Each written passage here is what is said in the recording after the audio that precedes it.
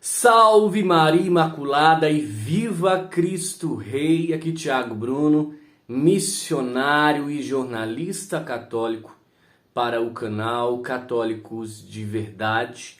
Hoje, dia 23 de setembro, memória do grandiosíssimo São Pio de Pietrelcina, que era presbítero, padre, visivelmente padre. Vocês vão entender por que eu estou falando isso.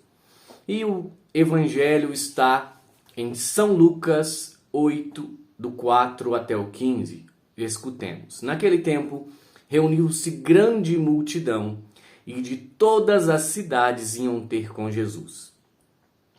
Então ele contou essa parábola. O semeador saiu para semear a sua semente. Enquanto semeava, uma parte caiu à beira do caminho, foi pisada e os pássaros do céu a comeram.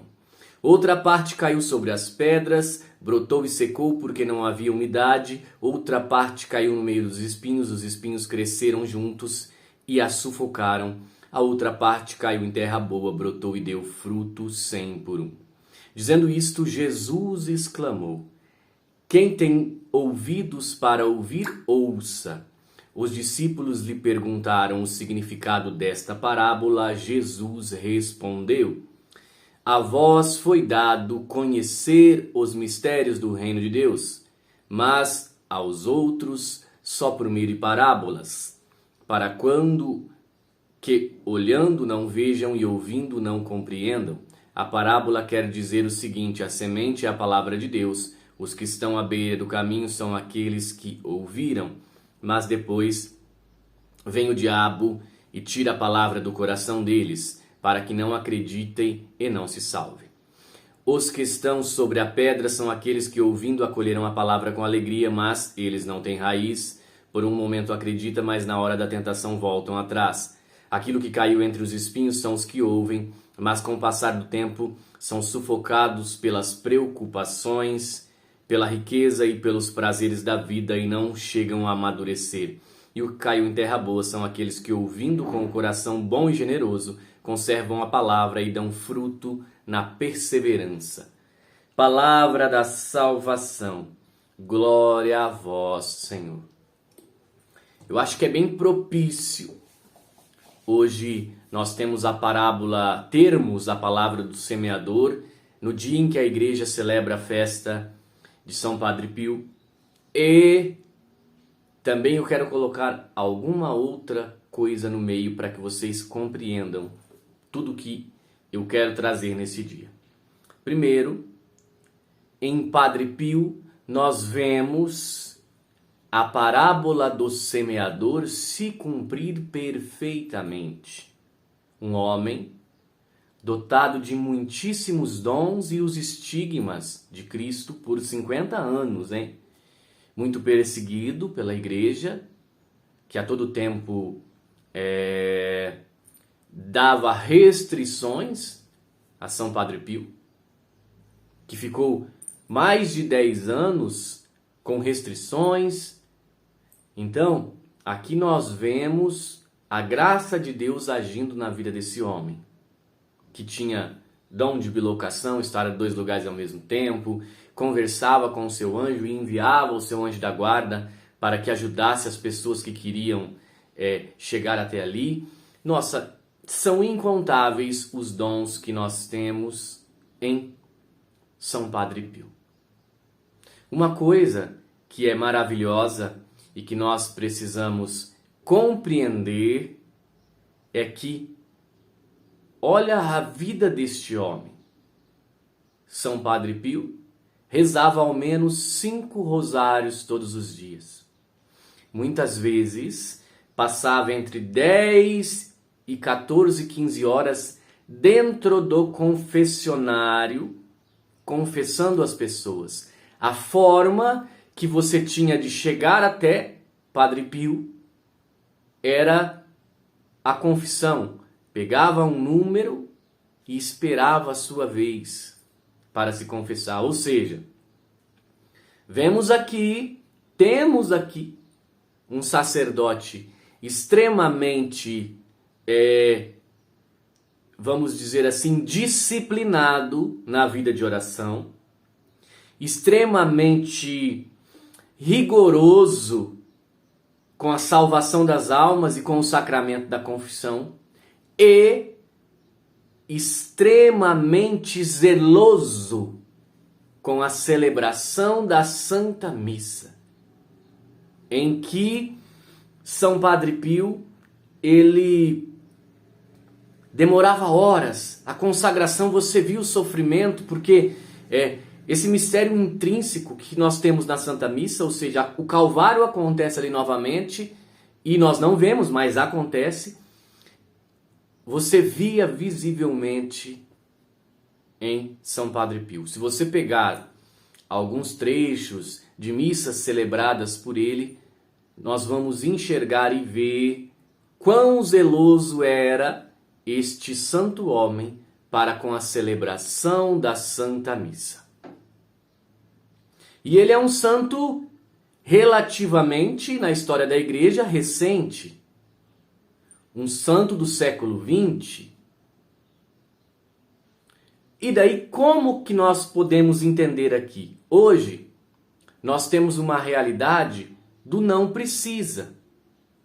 Os padres e leigos estão falando, não precisa desse radicalismo, não precisa. Hoje, não precisa comungar de joelho na boca.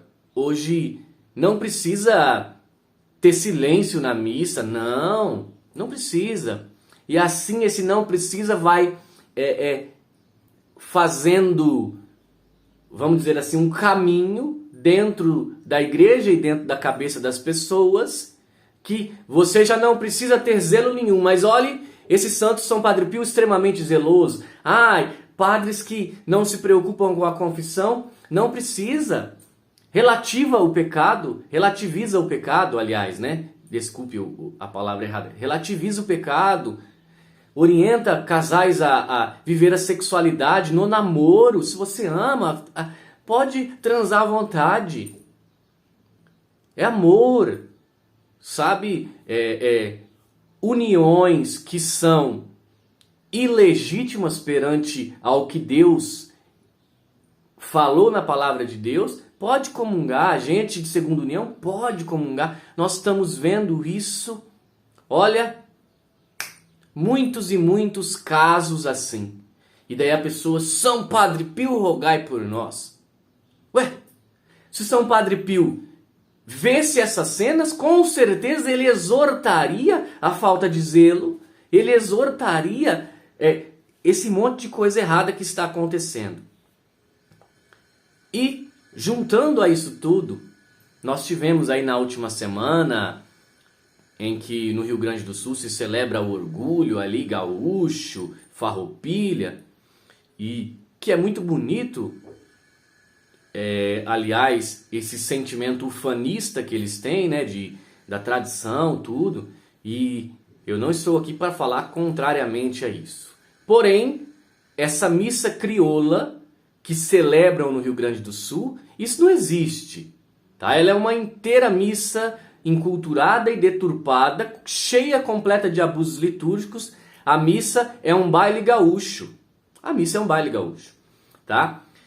E ano passado, eu fiz uma denúncia e eu até falei assim, é tão absurdo e descabido o que acontece, que eles dançam, eu não sei se é vaneirão, mas uma música gaúcha, no ato penitencial. Isso é um absurdo. E eu denunciei essa situação ano passado. Pois bem, aí o pessoal vai falar assim, se as denúncias que nós trazemos no canal surtem efeito ou não. Esse ano, quando chega nessa celebração da missa crioula, chega no momento do ato penitencial, o comentarista fala assim, por favor, não dancem no ato penitencial. Eu vou colocar até o trecho aqui. Nós queremos cantar, invocando a misericórdia do bom patrão do céu. Ato penitencial não dançado.